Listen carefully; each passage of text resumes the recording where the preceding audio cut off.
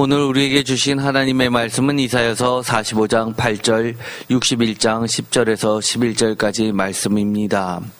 제목을 다 함께 읽어보겠습니다. 구원의 옷과 공의의 겉옷. 아멘. 사실 구약은 특별히 성탄주일에는 잘 인용되지 않습니다. 그러나 우리가 이사야서를 하고 있으면 정말 구약이 이처럼 복음적인 게 어디 있을까 할 정도로 특별히 이사야서는 복음서라고 할 수 있습니다. 오늘은 성탄주일입니다. 오늘 밤이 지나고 내일이면 성탄절이 되고요.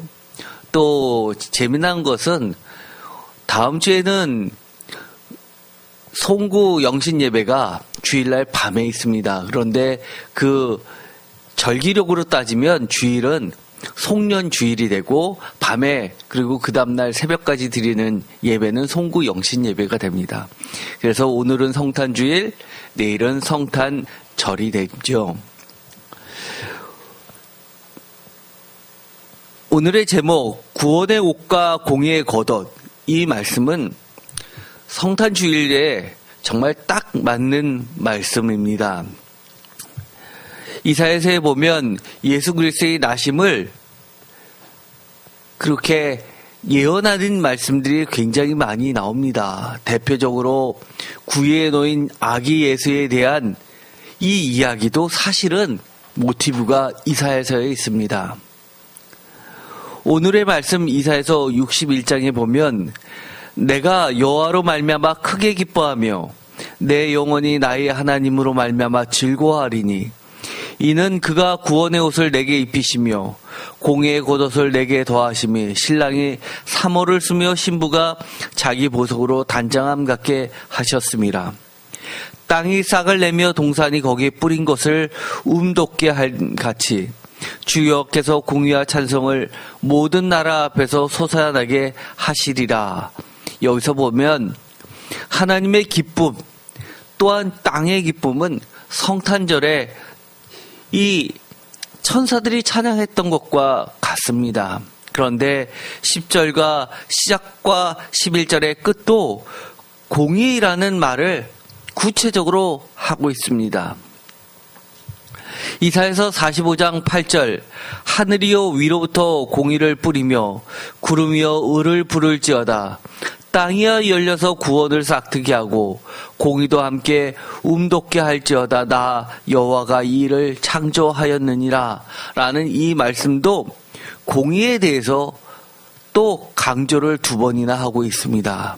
그런데 이사야서에서는 제가 특별히 이런 말씀을 드린 적이 있습니다.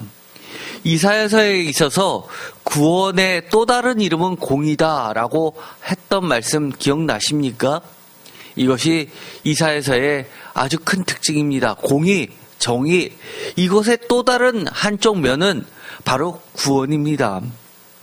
그래서 이 구원과 공의는 항상 이사야서에 보면 짝을 이루면서 이야기를 하고 있습니다. 가장 대표적인 성탄절 말씀은 아마 누가복음 2장 14절일 겁니다. 이것 말고도 여러 군데에 나오죠.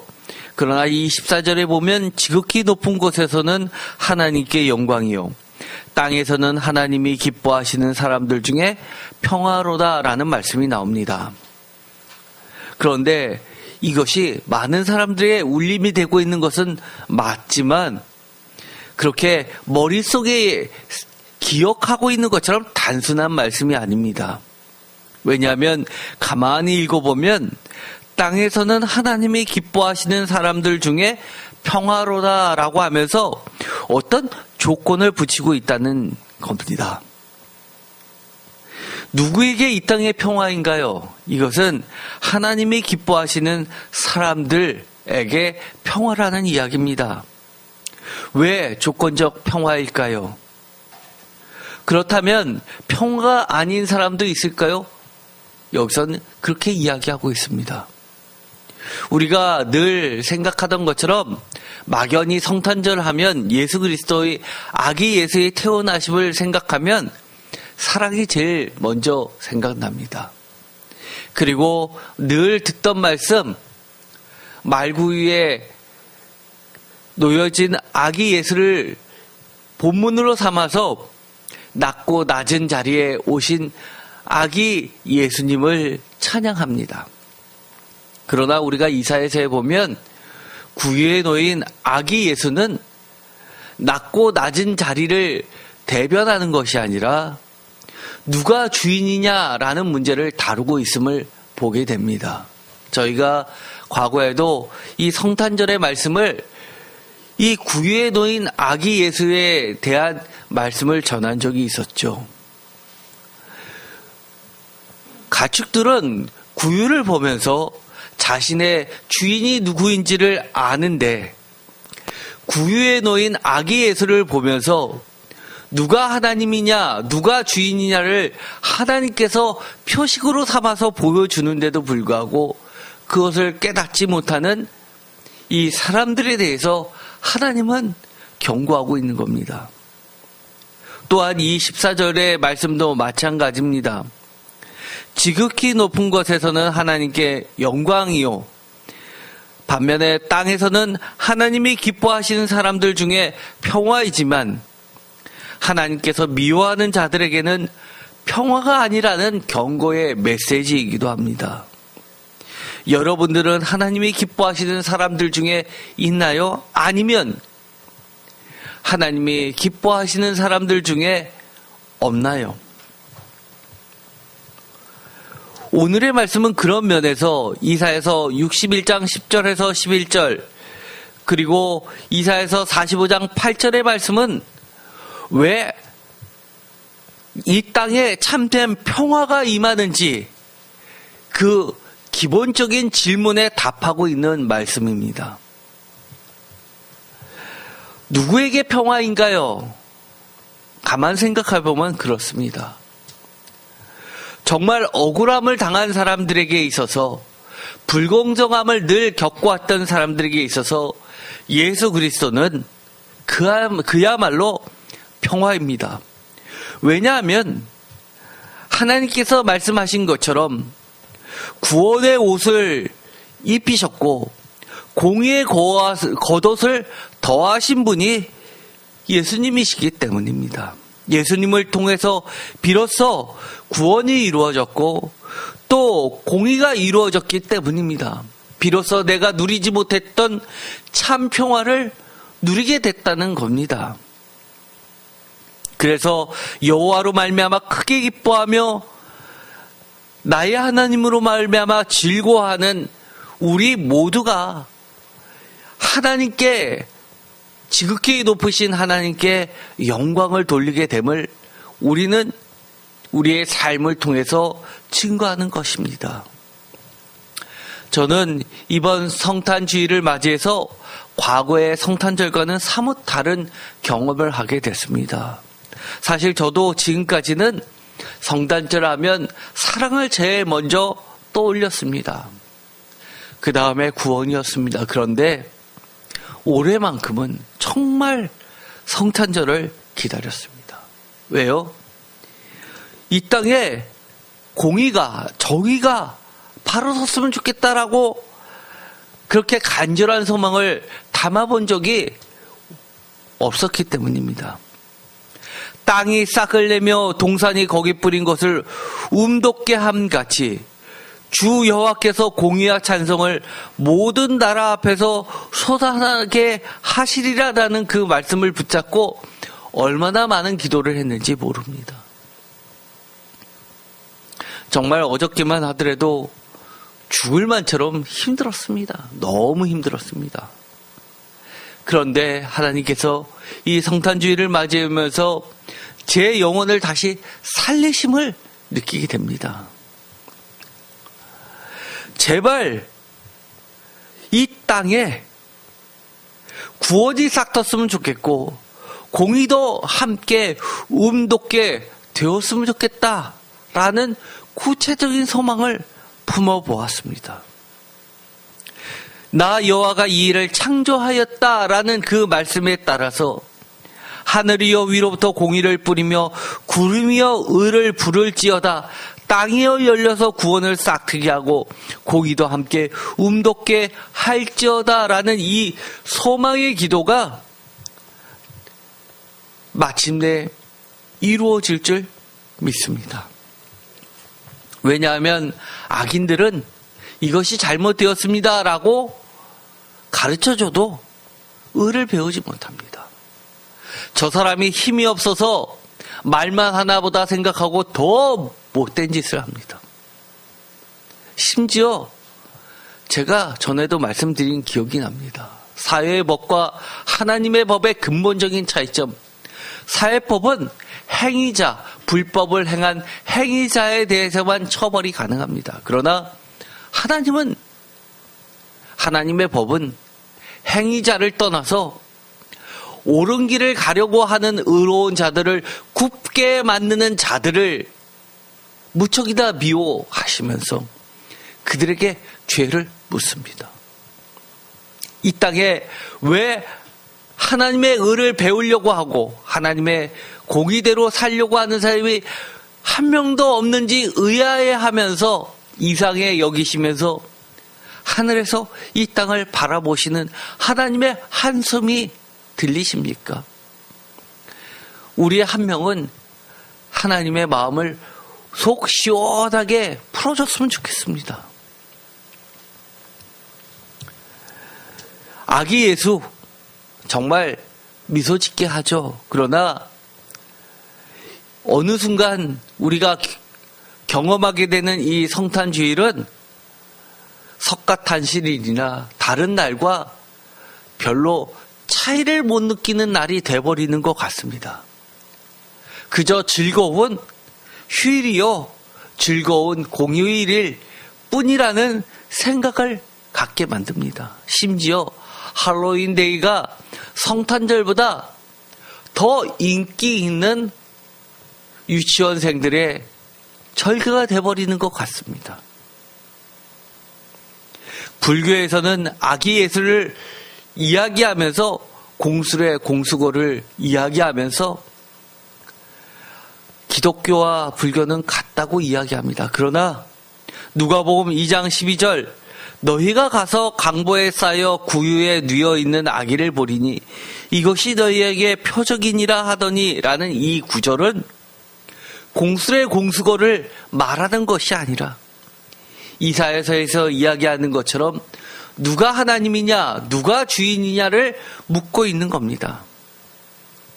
그래서 아기를 이야기할 때도 강보에 쌓여, 표준세 번역은 너희는 갓난 아기가 포대기에 쌓여 라고 이야기하면서 강보에 쌓여 벌거벗은 아기를 이야기하고 있지 않습니다. 쉽게 말해서 옷 입은 아기 예수를 이야기합니다. 벌거벗은 아기 예수가 아니라 옷 입은 아기 예수요. 오늘의 말씀처럼 이처럼 공의와 그리고 의를, 구원을 옷을 입고 있는 예수로 부르고 있는 겁니다. 여기서 이야기하는 것처럼 공의의 겉옷 그리고 구원의 옷, 이 이야기는 다르게 표현하면 시작부터 구원, 끝날 때까지 공의라고 이야기하는 거나 마찬가지입니다. 즉 옷을 입고 그 다음에 겉옷을 입는 것처럼 구원과 공의를 온몸에 차고 또는 철두철미하게 구원과 공의로 라는 말로도 바꿀 수 있는 겁니다. 시작부터 끝까지 구원과 공의라고도 말하는 겁니다. 그래서 예수 그리스도를 구원과 공의를 빼놓고는 사실 설명하기 불가능합니다. 사랑? 전에도 이야기했죠. 공의와 의가 빠진 사랑이 사랑입니까? 그것은 극심한 확대된 자기 사랑일 뿐입니다. 우리가 보면 얼마나 자기 사랑이 확대되어서 가족에까지 영향을 미치고 결국은 내 조직에 대한 사랑으로 해서 그것이 폭력과 범죄로 나아갈 수 있는지를 나눠본 적도 있습니다. 하나님의 사랑은 반드시 공의를 전제로 하고 있다는 겁니다.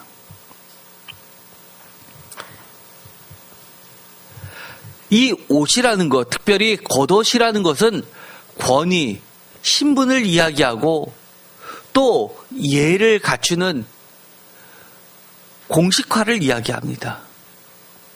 또는 하나의 자산이기도 합니다. 예를 들어서 열왕기하 2장 8절에는 엘리야가 겉옷을 가지고 말아 물을 치매 물이 이리저리 갈라지고 두 사람이 마른 땅 위로 건너가더라.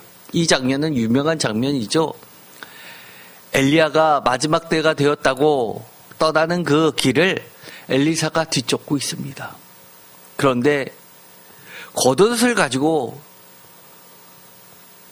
이 물을 치매 물이 갈라지면서 강을 건너는 장면이 나오게 됩니다.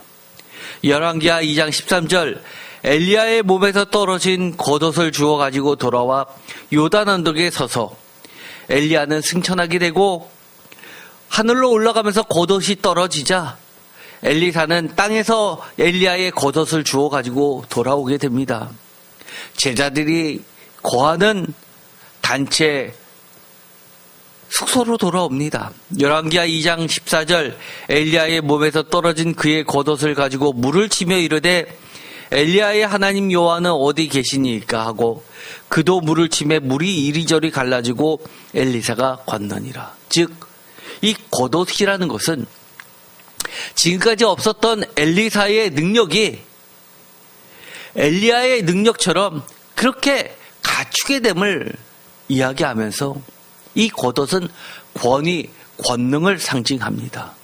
즉 신분을 이야기하죠. 지도자의 위치에 하나님께서 도장을 찍었다는 인증의 표시가 되게 됩니다. 우리가 가끔 우스갯소리로 그러죠.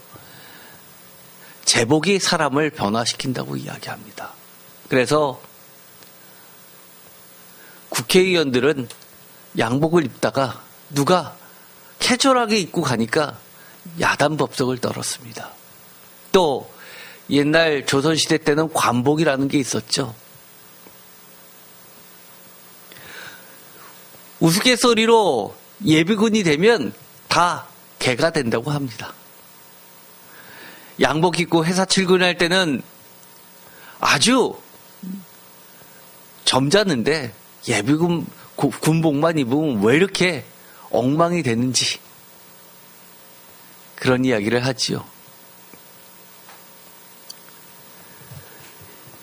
출애굽기 28장 4절에 가장 신분을 적나라하게 높여서 드러내는 장면이 나오게 되는데 바로 대제사장의 옷입니다. 겉옷에는 특별히 속옷과 다르게 흉패와 애복과 이런 것이 붙여져 있는 겉옷이 있습니다.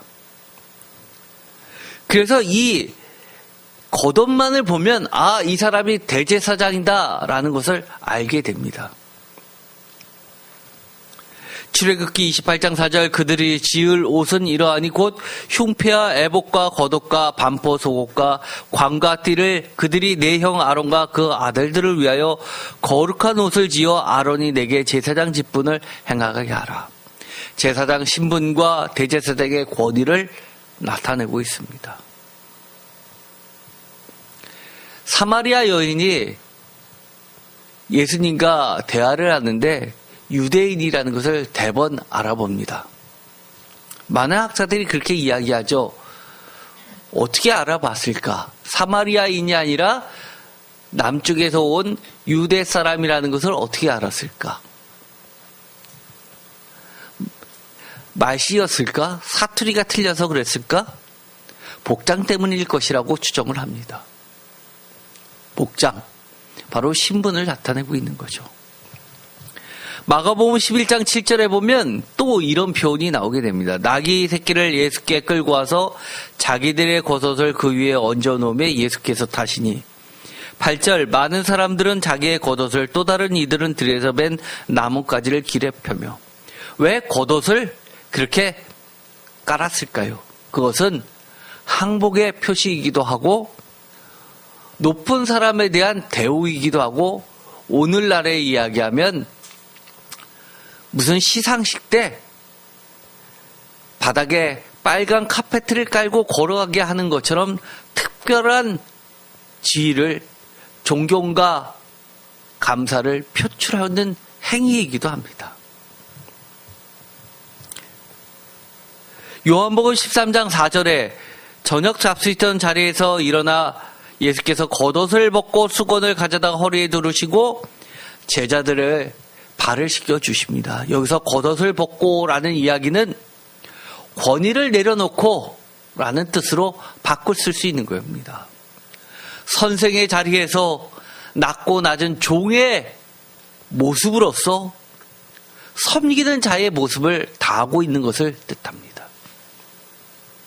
요한복음 21장 7절 예수께서 살아가시는 그 제자가 베드로에게 이르되 주님이시라 하니 시몬 베드로가 벗고 있다가 주님이라 하는 말을 듣고 겉옷을 두른 후에야 바다로 뛰어내리더라. 주님이라 하는 말을 들으면 기뻐서 그 즉시 뛰어내려야 되는데 시간을 지체하면서 겉옷을 두른 후에 바다로 뛰어 예수께 달려옵니다. 이것은 예의를 갖추는 장면이죠. 옷을 벗고 있었던 것은 일하는 모습이었고 이제는 주님 앞에 공손히 나아가는 제자의 모습이라 할 수 있습니다. 또 사무엘상 2장 19절에 보면 어머니 한나가 사무엘을 만나러 갈 때 이런 말이 나오게 됩니다. 그의 어머니가 매년 드리는 제사를 드리러 그의 남편과 함께 올라갈 때마다 작은 겉옷을 지어다가 그에게 주었더라. 겉옷, 이것은 특별한 사랑을 나타내고 있습니다. 그래서 이 겉옷은 자산이기도 합니다. 겉옷을 보면 얼마나 부모가 정성스럽게 술을 넣고 채색 옷을 입히느냐에 따라서 그 사랑이 묻어납니다. 그래서 이 야곱도 요셉에게 특별한 채색 옷을 입혔죠. 또 예수님은 자산의 가치를 가지고 있는 겉옷을 가지고 이렇게 이야기했습니다. 속옷을 달라는 자에게 겉옷까지 주어라. 또 이런 말씀도 했습니다. 겉옷을 저당 잡혔으면 해가 져서 그 다음 날이 될 때까지 그 겉옷을 잡아두지 말고 돌려주라고 하는 겁니다. 왜냐하면 이 겉옷은 매우 중요한 자산이고 우리가 전당포에 어렸을 때 보면 아무거나 맡아두고 돈을 빌려주지 않습니다. 가치가 있는 것만 하죠. 겉옷은 자산입니다.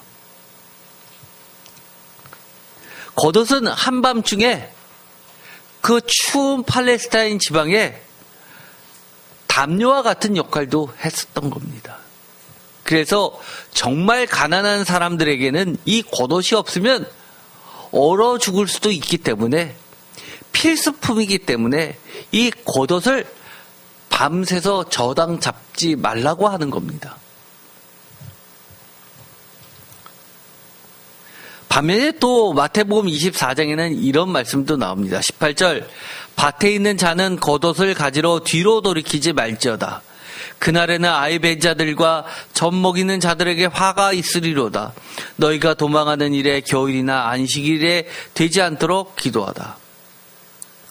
겉옷을 입는다는 건 그만큼 시간이 지체될 수밖에 없습니다. 그럼에도 불구하고 겉옷을 가지러 뒤로 돌이키지 말라라는 것은 그만큼 종말이 급박하게 임하니 시간을 지체하지 말라는 표현입니다. 또 반면에 이런 표현도 납니다. 시편 109편 29절 나의 대적들이 욕을 옷 입듯 하게 하시며 자기 수치를 겉옷같이 입게 하소서. 옷과 겉옷이 나오죠. 처음부터 끝까지 몽졸이 못된 짓을 하고는 사람들을 이야기합니다.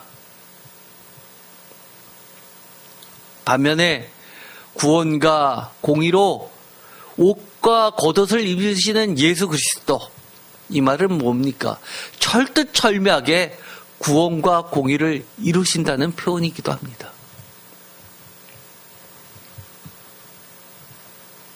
또 창세기 28장 15절에 보면 아주 재미난 표현이 나오게 됩니다. 내가 너와 함께 있어 내가 어디로 가든지 너를 지키며 너를 이끌어 이 땅으로 돌아오게 할지라. 내가 내게 허락한 것을 다 이루기까지 너를 떠나지 아니하리라 하시리라. 하나님께서 이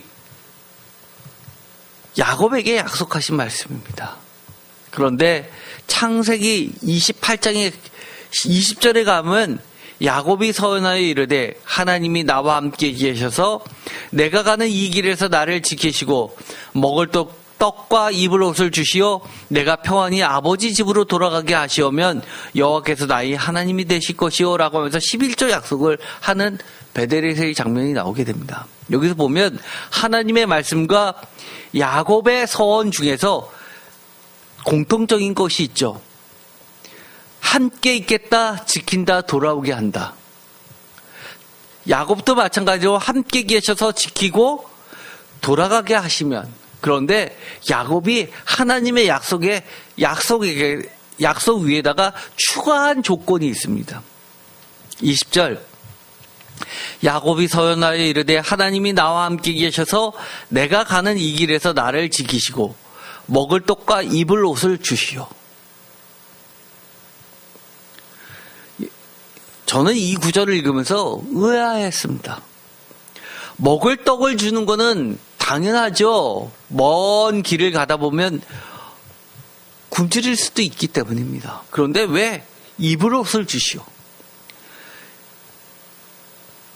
왜 옷에 대한 기도를 하나님께 드릴까?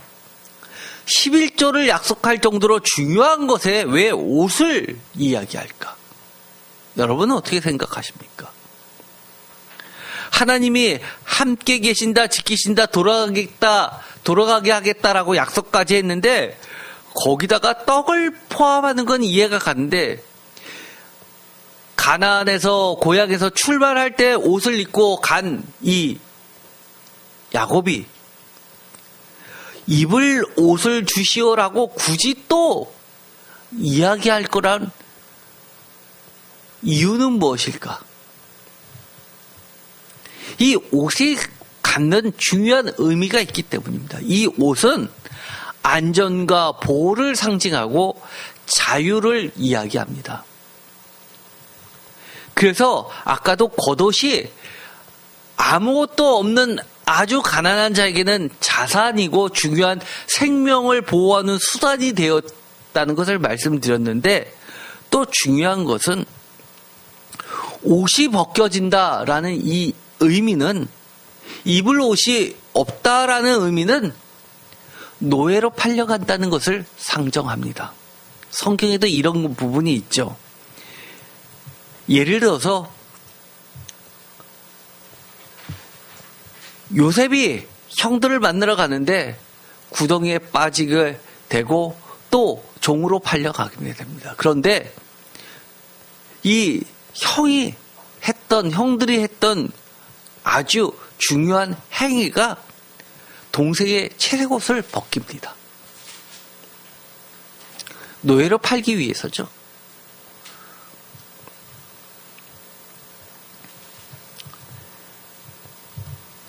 창세기 37장 23절 요셉이 형들에게 이르매 그의 형들이 요셉의 옷 곧 그가 입은 채색옷을 벗기고. 옷은 이처럼 중요한 자유를 상징하고는 보호의 기능이 있습니다. 그렇기 때문에 창세기 3장 21절에 보면 여호와 하나님이 아담과 그의 아내를 위하여 가죽옷을 지어 입히시니라. 이 가죽옷은 그전에는 벌거벗었기 때문에 추우니까 가죽옷을 입혔다. 수치심을 느끼니까 수치심을 느끼지 않게 가죽옷을 입혔다라고 많이들 설교를 들었을 겁니다. 그런데 이 가죽옷은 그야말로 죄의 노예에서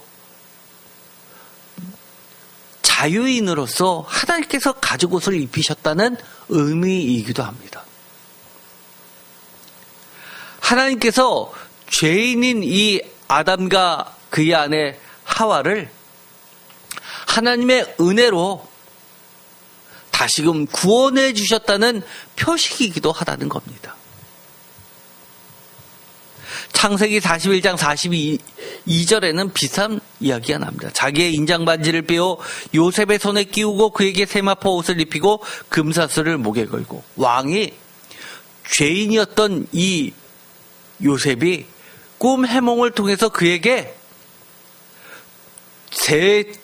셋째 가는 총리의 지위에 앉히면서 신분을 회복시켜주는 모습이 나오게 됩니다.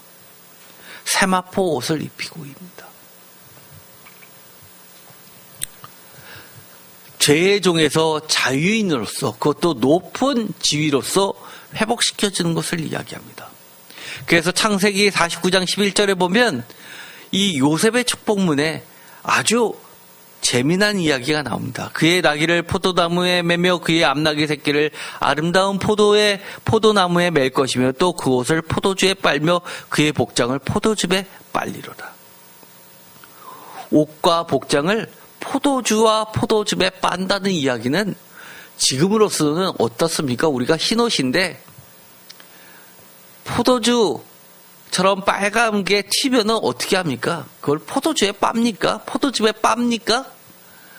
그 얼룩 벗겨내려고 얼마나 애를 씁니까? 그러나 여기서 이 이스라엘 사람들에게 옷을 포도주에 빨며 그의 복장을 포도즙에 빤다는 이야기는 매우 높고 풍요로운 귀한 신분과 재력을 상징합니다.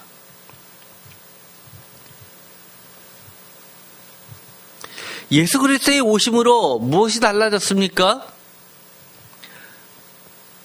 예수 그리스도는 공의로, 구원으로 옷을 입고 겉옷을 삼으면서 그렇게 오셨는데 정말 구원과 공의가 내 삶에 달라졌습니까? 성경은 이렇게 이야기합니다. 특별히 이사야서 32장 16절, 그때 정의가 광야에 거며 공의가 아름다운 밭에 거하리니. 우리의 삶이 어디입니까? 아파트입니까? 서울입니까? 강남입니까? 우리의 삶은 광야입니다.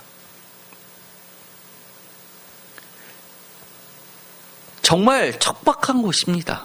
그런데 정의가 광야에 거하며 공의가 아름다운 밭에 거하게 되었다고, 예수 그리스도의 오심을 이렇게 달라졌다고 선언하고 있습니다.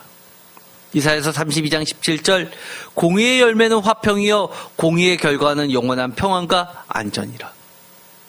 이 이사야서 32장 17절을 읽으면 무엇이 생각납니까? 누가복음에 있었던 천사들의 찬송이 생각나지 않습니까?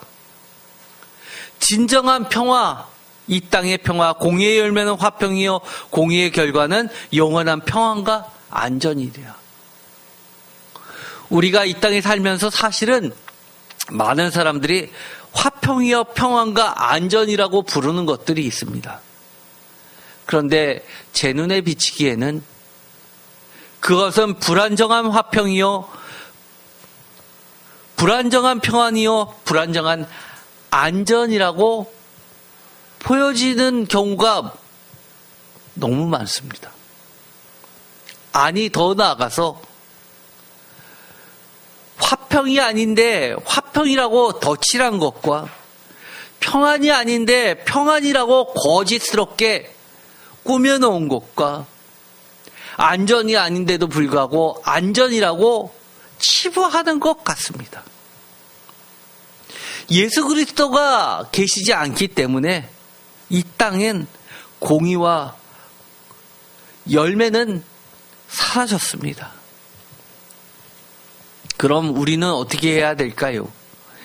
갈라디아서 3장에 보면 이렇게 이야기합니다. 26절, 너희가 다 믿음으로 말미암아 그리스도 예수 안에서 하나님의 아들이 되었으니, 하나님의 아들이 되었다, 참된 자유인이 되었다, 구원받았다, 죄의 종에서 죄의 노예에서 구원받았다라고 이야기합니다.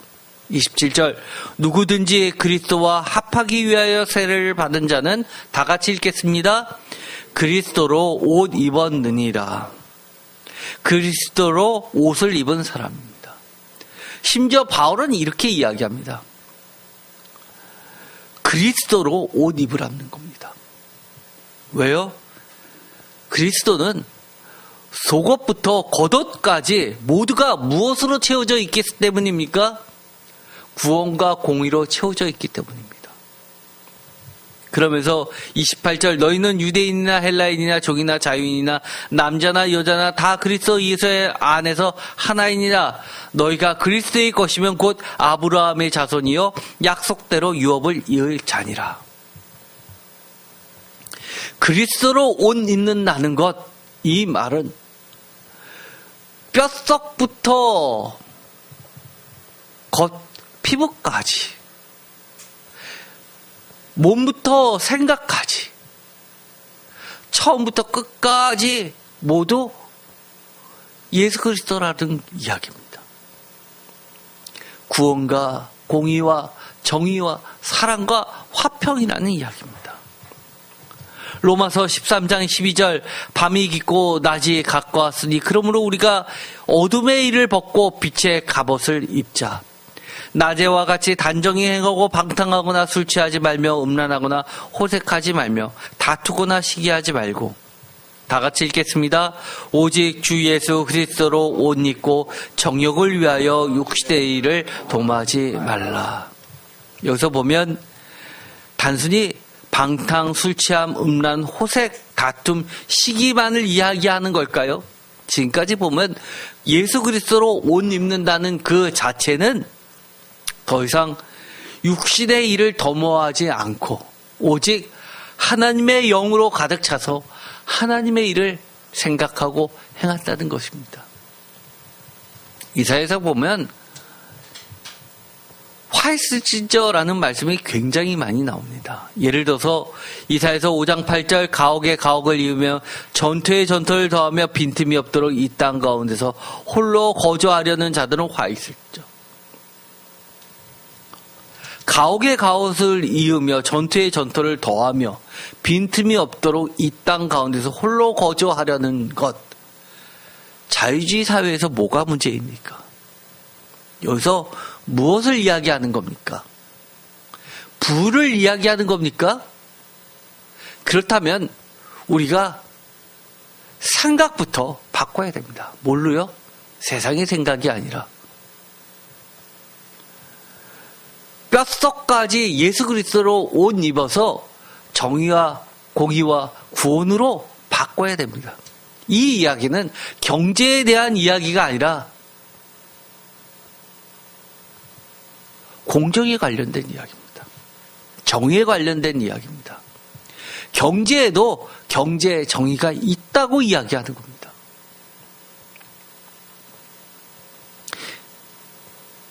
가옥에 가옥을 이며 전투에 전투를 더하며 빈틈이 없도록 이 땅 가운데서 홀로 거주하려는 대표적인 케이스를 성경은 이야기하고 있습니다. 뭐죠? 아합의 포도원 사건입니다. 거기서 이렇게 이야기하죠. 돈을 더 줄 테니, 값을 충분히 줄 테니 너희 조상 때부터 내려오던 그 땅을 팔라는 겁니다. 뭐가 문제입니까? 그러나 하나님은 이렇게 이야기합니다. 정의의 문제라고 이야기합니다. 이사야서 5장 11절 아침에 일찍 일어나 독주를 마시며 밤이 깊도록 포도주에 취하는 자들은 5장 18절 거짓으로 끈을 삼아 죄악을 끄며 수레줄로 한같이 죄악을 끄는 자는 화 있을 진저. 아합이 어떻게 했습니까? 시작이 경제 문제였습니까? 포도원을 사고 파는 문제였습니까? 땅을 사고 파는 경제의 문제였습니까? 아니요. 나중에 가면 어떤 문제였죠? 거짓 증언을 대어서 살인을 저지릅니다. 경제의 문제는 사실은 그 이면의 시작부터 정의의 문제에 대해서 무너진 이후에 발생하는 모든 형태들을 하나님은 화 있다라고 이야기합니다. 이사야서 5장 20절 악을 선하다 하며 선을 악하다 하며 흑암으로 광명을 삼으며 광명으로 흑암을 삼으며 쓴 것으로 단 것을 삼으며 단 것으로 쓴 것을 삼는 자들은 화 있을진저. 저는요, 이 5장 20절의 말씀이 얼마나 귀한지 모릅니다. 이 땅에는 악을 선하다 하며 선을 악하다 하는 사람들만 점점 늘어나는 것 같습니다. 악을 악하다, 선을 선하다라고 하는 순간 힘 있는 악은 힘 없는 선을 무참히 짓밟아 버립니다. 이사야서 5장 21절 스스로 지혜롭다 하며 스스로 명철하다 하는 자는 화 있을진저. 이사야서 5장 22절 포도주를 마시기에 용감하며 독주를 잘 빚는 자들은 화 있을진저. 이사야서 10장 2절 가난한 자를 불공평하게 판결하며 가난한 내 백성의 권리를 박탈하며 과부에게 토속하고 고의 것을 약탈하는 자는 화 있을진저.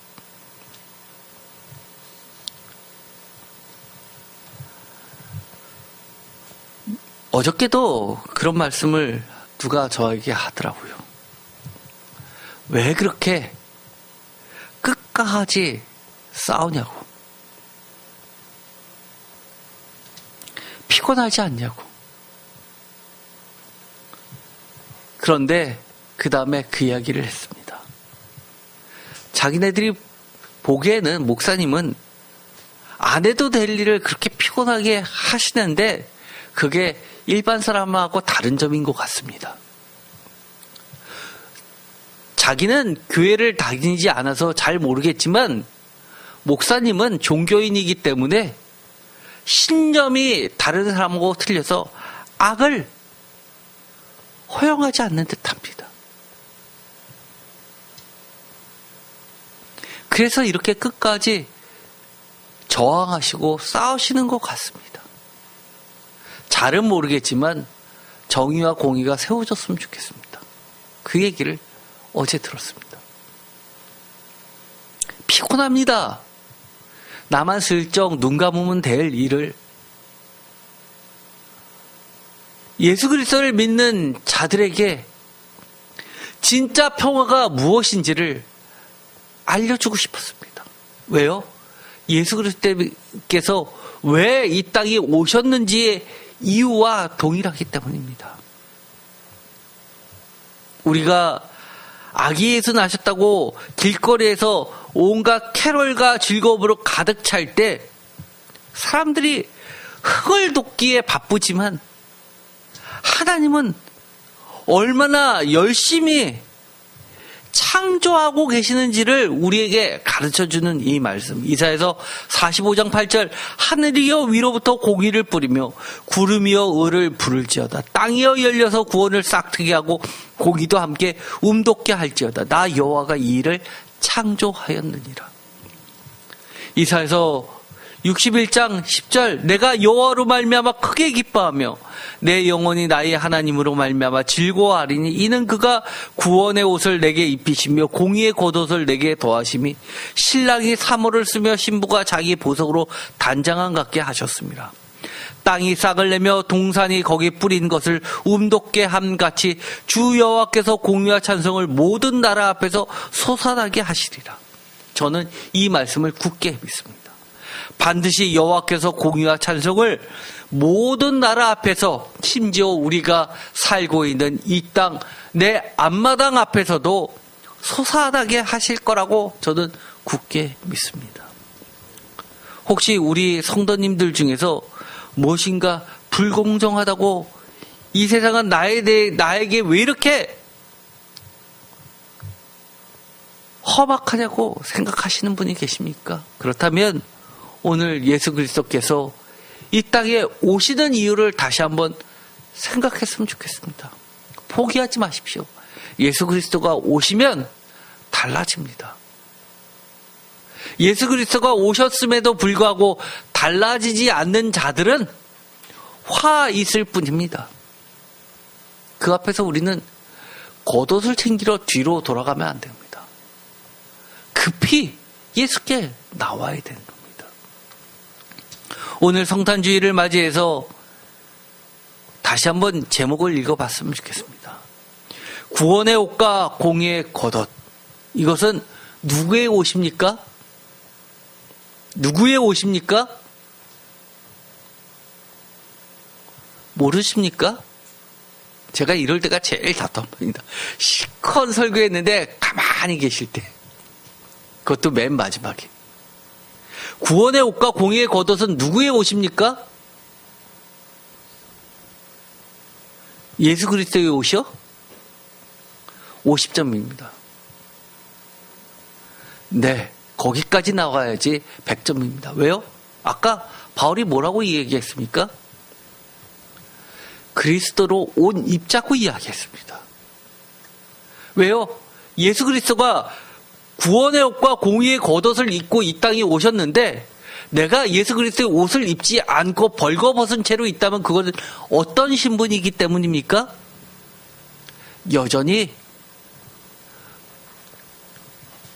죄의 종의 신분이기 때문입니다. 우리는 구원의 옷과 공의의 겉옷까지 입어야 됩니다. 이것은 구원의 옷과 공의의 겉옷은 예수 그리스도의 옷이기도 하고 또 우리가 입는 옷이기도 합니다. 기도하고 마치기로 하겠습니다.